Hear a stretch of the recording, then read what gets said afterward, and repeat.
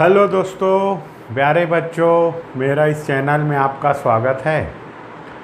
आइए आज के वीडियो में मैं आपको अनुक्रमानुपाती और व्युत्क्रमानुपाती का जो सवाल है उसको एक साथ तुलनात्मक बताऊंगा। मैं देख रहा था आप लोग जो है कन्फ्यूजन हो जा रहे हैं, किसी में अनुपात कर देते हैं, किसी में गुणनफल कर देते हैं। तो किस में हमको अनुपात का स्थिरांक लाना है और किस में हमको गुणनफल का स्थिरांक लाना है, ये क्लियर होना चाहिए। आइए मैं दो सवाल में आपका समझ बनाता हूँ। निश्चित मैं समझता हूँ आपका जो है समझ अच्छा से बनेगा।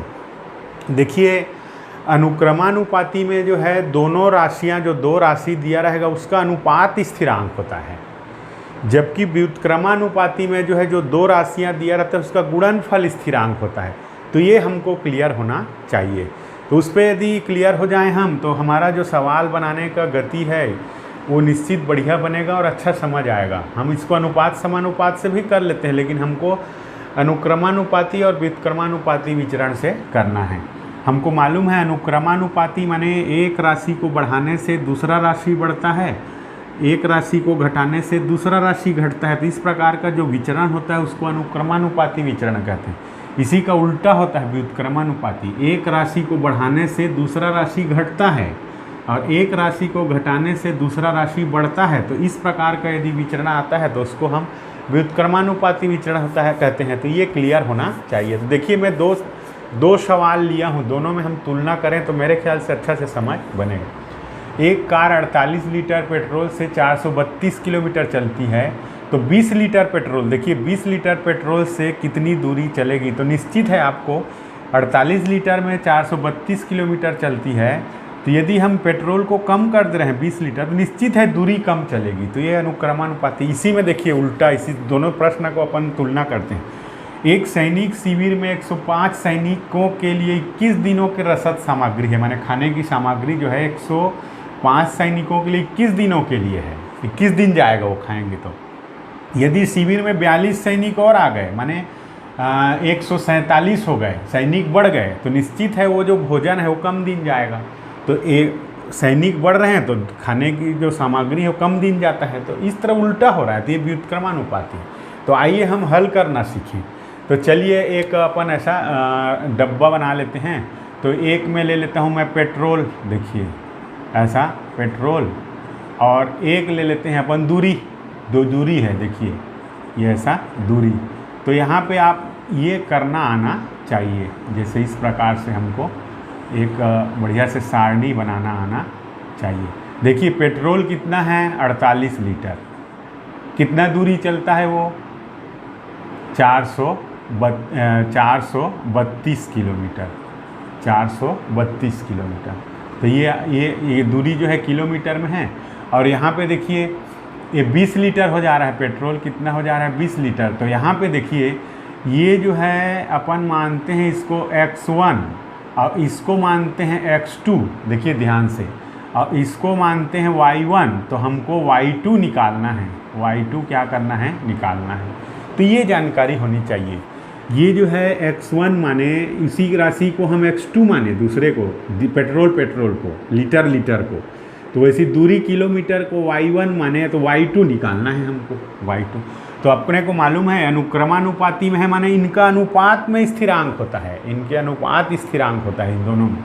तो ये देखिए x1 बटे y1 बराबर x2 बटे y2, मान रख देते हैं। देखिए या x1 कितना 48 बटे x2 कितना 432 बराबर x2 कितना y1 है, सॉरी, x2 कितना 20 बटे y2 निकालना है हमको। चलिए तिर्यक गुणा कर देते हैं। 48 गुणित y2 बराबर 432 गुणित 20। चलिए y2 बराबर कितना, पक्षांतर कर दें 48 को, तो 432 गुणित 20 बटे 48। देखिए कटेगा, ये 4 से कटा देता हूँ मैं, 4 पंचे 20, ये कटा, 4 एकम 4, 4 दूनी 8, 12, ये भी कटेगा। देखिए 12 एकम 12, 12 तिया 36 और बच गया 7, 72 हो गया। तो 12 छः का 72। तो यहाँ पे मैं लिख देता हूँ y2 इज इक्वल टू, या y2 इज इक्वल टू क्या आ गया देखिए 36 गुणित 5। y2 इज इक्वल टू देखिए गुणा कर देते हैं, 5 6 का 30 का शून्य, हासिल है 3, 5 या 15 और 3 18, 180 किलोमीटर चलेगा वो। यहाँ पे कितना आएगा 180। तो हिसाब जाहिर है देखिए 48 लीटर पेट्रोल में 432 किलोमीटर, तो 20 लीटर पेट्रोल में 180 किलोमीटर।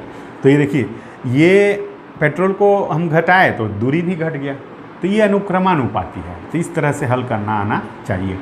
देखिए व्युत्क्रमानुपाती में क्या है, गौर से देखेंगे हम, यही ऐसी सारणी बनाते हैं। देखिए सैनिक, मैं यहाँ बना देता हूँ सैनिक, चलिए देखिए,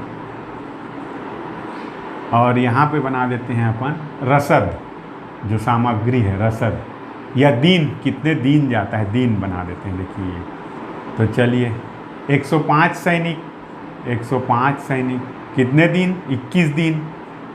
देखिए अब इसमें 42 सैनिक बढ़ते हैं, 42 नहीं 42 बढ़ जाते हैं, तो कितना हो गया 147। कितने दिन y2, देखिए ये अज्ञात है, ये अज्ञात है ये। तो इस तरह से हमको सारणी बना। तो अब क्या होगा x1, ये x2, ये y1 और ये y2, ये इस तरह। अब यहाँ पे देखिए इसमें अनुपात था, दोनों राशियों में अनुपात था, तो यहाँ पे दोनों राशियों में गुणनफल होता है। दोनों को यदि हम गुणनफल करें तो स्थिरांक आता है, तो ये चीज़ आना चाहिए। तो यहाँ पे देखिए x1 गुणित y1 बराबर x2 गुणित y2, ये क्लियर होना चाहिए।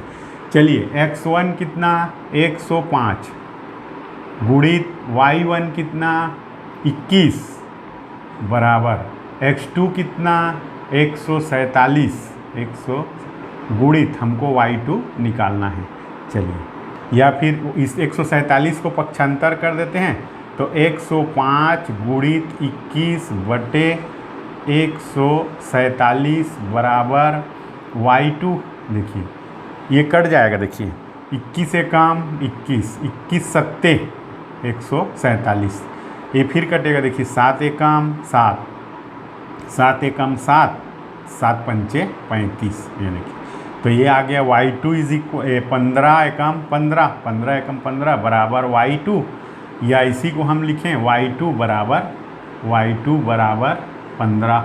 तो कितने दिन जाएगा ये 15 दिन, कितने दिन जाएगा ये 15 दिन। ये तो देखिए क्लियर हो गया होगा।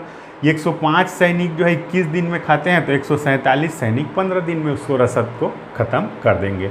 तो इस तरह से एक साथ यदि आप तुलनात्मक करें तो शायद मैं समझता हूँ कि आपका समझ जो है अच्छा से बनेगा। धन्यवाद।